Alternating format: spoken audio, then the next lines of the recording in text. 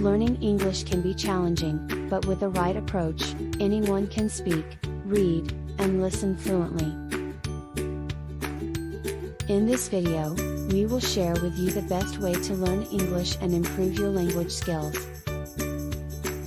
The first step is to practice speaking English as much as possible.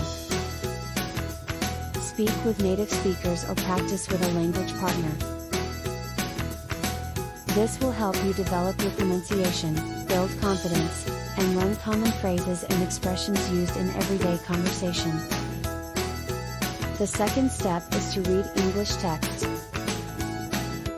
Start with simple texts and gradually move on to more challenging ones.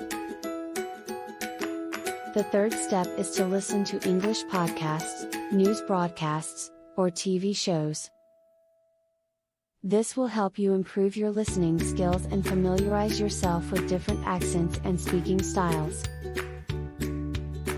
While practicing these 3 steps, take notes on new vocabulary, grammar structures, and expressions that you come across. The fourth step is to review your notes regularly and practice using the new language in context. Lastly, supplement your language learning with apps or language learning software that can provide you with additional resources and practice activities.